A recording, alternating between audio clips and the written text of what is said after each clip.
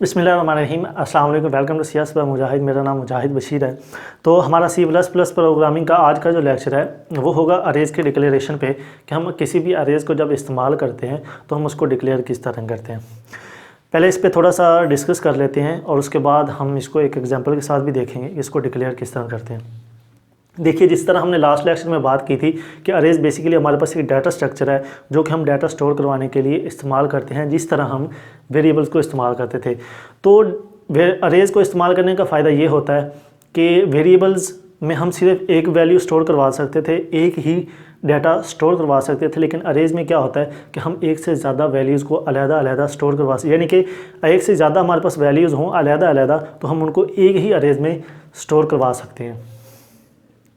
तो इससे फ़ायदा क्या होता था कि अगर हमारे पास 1000 वैल्यूज़ होती थी तो बजाय इसके कि हम 1000 जो वेरिएबल है वो उसको डिक्लेयर करवाएं, हम एक ही अरे को डिक्लेयर करवाते थे और उसके अंदर उस वैल्यूज़ को स्टोर करवाते थे। तो चलिए हम इसका सिंटैक्स देखते हैं कि वेरिएबल्स को डिक्लेयर करवाने और अरेज़ को डिक्लेयर करवाने में फ़र्क क्या है। तो पहले हम वेरिएबल को भी साथ में डिक्लेयर करवाएंगे और अरेज़ को भी करेंगे, तो देखेंगे कि इन दोनों में फ़र्क क्या है और इनका जो सिंटैक्स है वो किस तरह है। तो चलिए एक एग्जांपल के साथ इसको डिटेल से देखते हैं।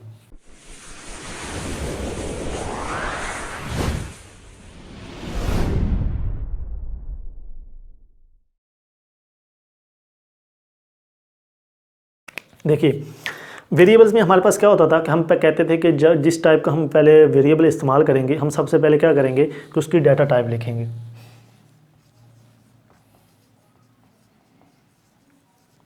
डाटा टाइप्स लिखने के बाद हम वेरिएबल में क्या करते थे कि उसका डाटा टाइप लिखने के बाद उसका आगे नाम लिखते थे कि जिस नाम का हमने वेरिएबल डिक्लेयर करवाना है, इस्तेमाल करना है, वो नाम हम यहाँ पे लिखते थे।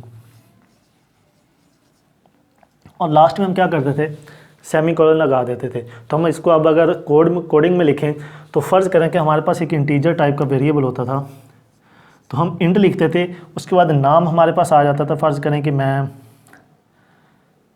एम नाम का वेरिएबल को डिक्लेयर करवाना चाहता हूँ, लास्ट में सेमीकोलन।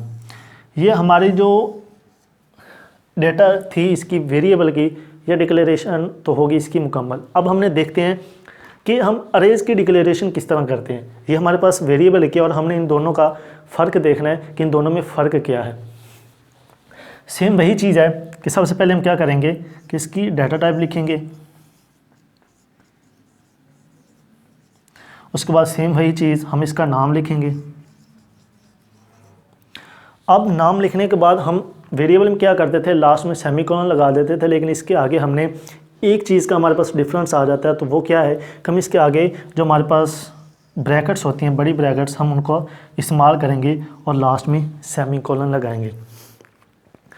अब इन ब्रैकेट्स के इस्तेमाल करने का क्या मकसद है। देखिए, मैंने शुरू में कहा था कि वेरिएबल्स बेसिकली हम क्या होते हैं तो हमारे पास हम वेरिएबल में एक ही वैल्यू स्टोर करवा सकते हैं और अरेज़ में हम एक से ज़्यादा जो कि वैल्यूज़ हमारे पास होती हैं वो हम एक से ज़्यादा स्टोर करवा सकते हैं। तो अब एक से ज़्यादा वैल्यू स्टोर करवाने के लिए हमें उसे ये बताना होगा अरेज़ को कि जी हमने आपके अंदर इतनी वैल्यूज़ स्टोर करवानी है, यानी कि उसका जो हमारे साइज़ होता है वो भी साथ में डिक्लेयर करना होता है। फ़र्ज़ करें कि अगर मैं कह देता हूँ कि जी मेरे पास 5 मैंने वैल्यू स्टोर करवानी है अरे में, तो मैं उसका जो साइज़ है वो 5 रखूँगा। जब मैं उसमें 6 वेरिएबल्स या 6 वैल्यूज़ डिक्लेयर करवाऊँगा तो वो क्या करेगा कि उसमें छठी वैल्यू जो कि है वो डिक्लेयर या इनिशियलाइज़ उसमें स्टोर नहीं करेगा।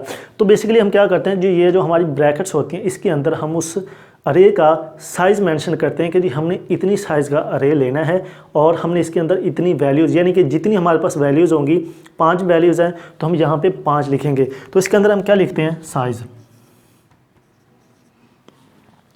ये हमारी डिक्लेरेशन थी अरेज़ की, वो मुकम्मल होगी। सेम वही चीज़ वेरिएबल्स वाली, वही चीज़ यहाँ पे, वही चीज़ जो हमने वेरिएबल्स में कहा था कि जिस टाइप का डेटा होगा उसी टाइप का वेरिएबल होगा। अरेज़ में भी यही है, जिस टाइप का डेटा होगा उसी टाइप का अरेज़ होगा। यहाँ पे एक चीज़ आपने नोट करनी है कि हम इसके अंदर हमने कहा है कि एक से ज़्यादा वैल्यू स्टोर करवा सकते हैं, लेकिन वो जो वैल्यूज़ हैं वो सेम डाटा टाइप की होनी चाहिए, तब वो हम इसके अंदर इस्तेमाल कर सकते हैं, चाहे फ्लोट की हों, चाहे इंटीजर की हों या करैक्टर की हों। चलिए हम इसका कोड लिखते हैं। सेम वही चीज़ है, डाटा टाइप है हमारे पास, फ़र्ज़ करें कि मेरे पास इंटीजर है और अरे का नाम मैं अरे ही रख देता हूँ, और ये ब्रैकेट्स। अब ये मेरे रिक्वायरमेंट के मुताबिक है, मैं इसका साइज़ क्या, जितनी आपको ज़रूरत है आप उतनी साइज़ बड़ा होना चाहिए। वैल्यूज़ अगर फ़र्ज़ करें आपके पास 5 हैं तो आप साइज़ उसका 10 100 रख सकते हैं, लेकिन अगर आपके पास वैल्यूज़ 5 हैं और साइज़ आप उसका 3 रखें तो ये नहीं हो सकता, मतलब आपको एरर देगा, वो 3 से ज़्यादा वैल्यूज़ स्टोर नहीं करवाएगा। तो मैं इसमें फ़र्ज़ करें कि 100 वैल्यू स्टोर करवाना चाहता हूँ, तो क्या करूँगा, मैं इसके जो हमारे पास ये ब्रैकेट्स हैं इसके अंदर 100 लिख दे दूँगा। तो यही हमारा मेन सिंटैक्स था कि हम अरे को किस तरह डिक्लेयर करवाते हैं।